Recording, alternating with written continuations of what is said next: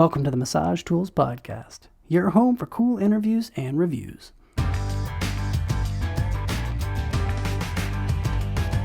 Hi folks, I am here with Kenzie Rogers and we are going to talk about sport massage today. And Kenzie, if you'll take just a couple moments, will you kind of share some of your highlights, your big accolades in sport massage? Because I know you've got at least a fistful of rings sitting in your office somewhere.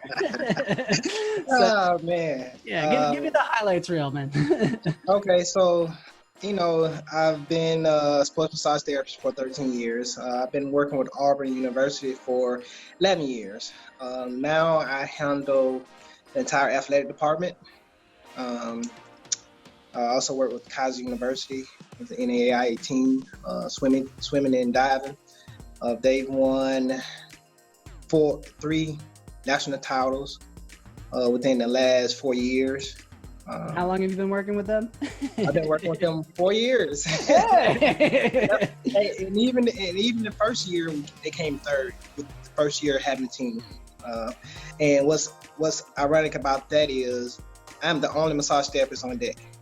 Okay. And to me, I think that makes the difference because their swimmers are, more performance-wise. They can endure the sessions longer than most other schools have. I've seen other swimmers just fall out because they don't have the resources that the Kaiser has. So it makes a big difference. Yeah. Another cool accolade that I have.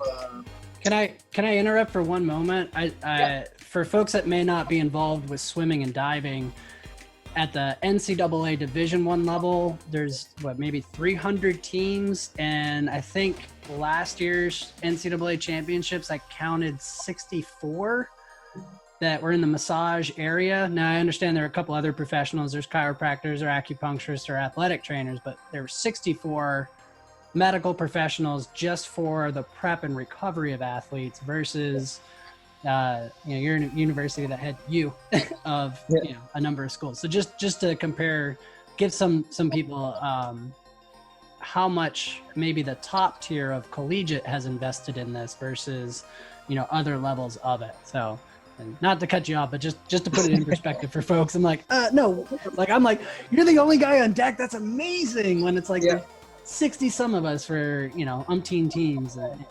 Yeah, so I would say the big difference between the major colleges and what they invest to their programs depends on the amount of athletes that are participating and the budget that they have. And so let's say for Auburn and swim meet, NCAAs will have 2 massage therapists on deck for that team. Now for SECs is a little bit different, because we have both teams competing at the same time.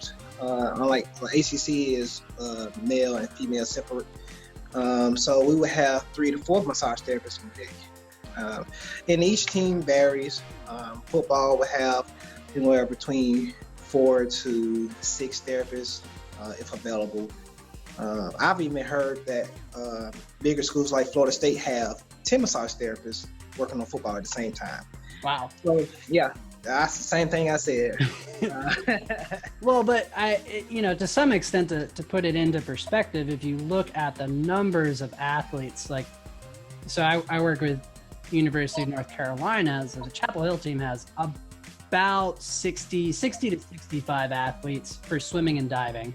Yep. But football is upwards of, it's over 120 in a typical season. So, I mean, you're going up somewhat proportionate to the number of athletes. So it's not just that, the football team gets more because of budget. It is relative pretty much to the number of athletes to the number of massage therapists. Yep. So and the way we do it at Auburn, we basically take care of the starters and substitutes primarily. And then we focus on injury recovery, and then so we'll have a 2-hour slot, eight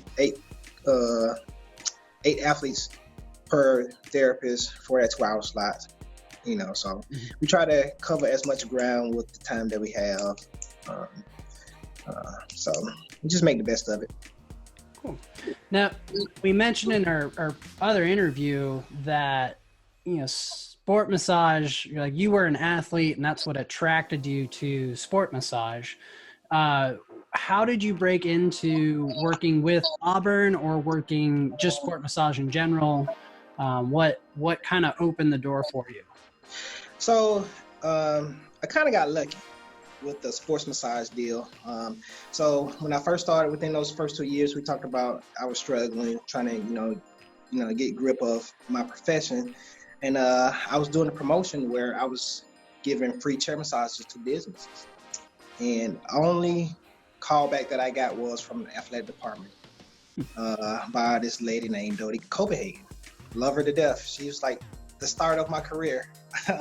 And so she loved what I did so much, so she introduced me to a track coach, Henry Rowe. And I interviewed with him, did a demonstration for him, and him and the athlete liked it, loved it, because the next week I was on the plane going to the SEC championship for Auburn track and field. Wow. So yeah, and that just kind of propelled me from struggling to, starting to, to grow in the industry, because it went from track to swimmers was interested. Me and each team just started calling me and just implementing me into what they like to do. So okay, and that was what, a year after getting into the industry, or how soon from that when was about 2 years. 2 years? Okay. Yeah, Okay. yeah, about 2 years. And I guess so. We've mentioned swimming and diving, track and field, and now you have basically the whole athletics department. So you're working with all the sports that want massage. Yeah. So now every team see the value of massage, so they have me work every team, and now I have a staff that kind of supports me when I'm traveling with swimming and diving and track. So we can have the entire athletic department covered. I bring my therapists in, I train them up to my standards and train them up to the standards that the university needs, and we go from there. We want everybody to have the same treatment in the same facility, and I think that's just one of the better ways to, make sure that the athletes are getting proper care. Okay, that's great. Do you have people like seeking you out, or like, hey, I want to be part of your crew, like, and they're applying to work with you, or are you recruiting actively, or? A little bit of both. So when I was an instructor, a lot of my students wanted to work for me. So the opportunity came up, and then we give them a chance and we let them, explore their opportunities, become a great therapist. And now that I've grown and, people see that I'm a little bit more successful, that a lot of new therapists like to come and learn a little bit from me. So the opportunity for them to learn the athletes is there as well. And then I always look to bring in great therapists if they're available. So I learned that I can't do it all by myself. But if you surround yourself around great people, that's gonna, one, help them grow in the industry and get the experience that they need. So if you have, whether it's a seasoned massage therapist or a student, they're like, hey, I'm really interested in sport massage, like, is it as cool as it seems? Like, will you throw out your like pros and cons to them, like let them know, like, yeah, this is great because you get to travel, but maybe there's a cost to that travel, or yeah, the pros and cons. yeah. See, like, a lot of people think it's just cakewalk. We can just come up, show up, and leave. And I'm like, yeah. So the great part about what we do is I get to travel, I get to meet great people. On the back end, I get to work a little bit harder than I would normally do. So. You always want to have your pros and cons. It's always good and bad. But the good always outweighs the bad. I mean, I don't mind working hard, especially if I'm, in a group of great therapists that can help keep the energy up. And that's why I love going to NCAAs and SECs, because we have a great family of massage therapists. And I just love being around it, man, and it just makes me want to work even harder. So. Yeah, it's NCAA's are a trip, and like I look forward to the swim and dive NCAA's. Obviously, I want to support my team, but it is that community. Like I was saying earlier, 64 professionals, and we most of the time don't really care what colors we're wearing because we're all on the same team to speak of. We're there to make the athletes better and support them. But it's a fun little group. And the question I wanted to ask you just slipped right on out, but I guess I'll jump to one of my other big points is, do you, and I know we touched on this in the previous interview a little bit, but do you find that there's a continuing education that maybe helped you a little bit with, being a better sport massage therapist, and it doesn't necessarily have to be a continuing ed. It could be a course that you took that wasn't necessarily massage related, but just kind of filled out what might be a direction for someone to look into. So education wise, I like to find modalities that I'm going to use directly in my practice. So for me, I like to do a lot of muscle injury recovery types CEUs. I would say one of the biggest continuing education that I've learned and I felt like was more important to me was the self-care of massage therapy for massage therapists. Yeah. Because I look at it like this: if I'm not taking care of myself, I'm not able to take care of the next person. Right. So, and I've seen a lot of massage therapists burn out because they don't know how to take care of themselves. So if you're not available, then you can't help anybody. Okay. Yeah, that's a great answer. And I'm like, I'm going through all these different like modalities, and I'm like, oh, this is a good course, and this has helped, and I use this trick at this event. I'm like, yeah, self-care, because like by the end of week 2 of NCAA's, it's like just kind of flopping on the person a little bit. You're sweaty. I describe it because I've been fortunate to be able to travel the world a little bit with sport massage, and people are like, it must be so amazing to see all these different places. I'm like, well, I see the hotel, I see the beautiful trip from the hotel to the pool, and then I see the beautiful trip back to the hotel. Yeah. But yeah, like being able to take care of yourself, or one of my tricks is I figured out how to sleep just about anywhere and at almost any time. And I've annoyed fellow medical team members because I remember getting into town once into Russia.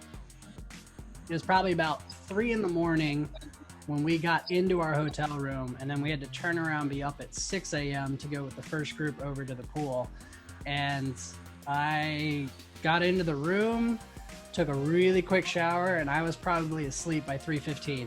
And wow. I was sharing the room with the athletic trainer in the morning. He's crawling out of bed. He's like, I hate you. And I'm like, you were out. And he's like, I laid tossed and turned for 3 hours. So. Oh, man, that's a gift, man. You need to share those secrets, man. Wow. Yeah, maybe I'll do a video on that, like how I figured out how to sleep at almost any time. But yeah. It requires some conditioning. But yeah. It's a fun little bit. Yeah. Do you have any, I guess maybe like, again, non-massage related tips you might have for somebody who's looking to get into sport massage? I would always tell people, believe in yourself and stay the course. You can't get deferred. Because things doesn't look right, or things isn't going your way at the moment. You have to put in your time. It's just not going to happen overnight. Okay. You gotta believe in yourself, because if you don't believe in yourself, nobody else will believe in you. So, start with the basics. Yeah, that's such good advice. You have to be a good therapist before you can be a good sport massage therapist, and that's it's a same idea, different take on it. Cool. Yeah. Any other knowledge you want to drop on people who are maybe starting into the sport massage field or looking to get into it, or just massage therapists in general, you got an open forum at the moment. So I always tell therapists, know your worth and know the value of your worth. For me, I personally like to do a lot of charity stuff to help, the community, and in the same sense, always like to educate the individuals about what we do as well. The more knowledge people have about what we do and how we do it and how can we help them, the better off you'll be. You got to educate a lot of people about what we do. awesome. Yeah, those are such big things. That's such an awesome sentiment to kind of end on. So Kenzie, thank you very much for joining me on this interview. If you haven't seen it yet, I got a other video up with Kenzie. We're talking about we're talking about massage in general. So catch us for that. And cool. Thank you again for your help, man. Oh, I love it, man. I enjoy it. Thank you for joining us, folks. The mission of Massage Tools Podcast is to inspire. So help us inspire you. Ask questions, leave suggestions in the comments section. Give us a like if you enjoyed the video. And if you want to see more content, please click that subscribe button, turn on your notifications, and hey, check out these links for other videos here.